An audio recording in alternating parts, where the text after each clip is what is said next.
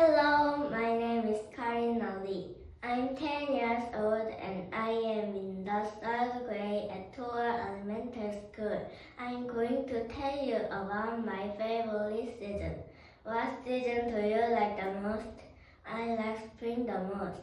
The reason is that my birthday is in spring. The weather is mild, not too hot or too cold. Flower blooms and the air feels fresh.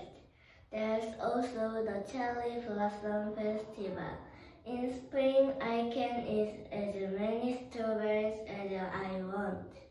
Just thinking about strawberries makes my mouth water. For all this reason, I love spring the most. I'm sure you're looking forward to the coming spring too. Thank you for listening.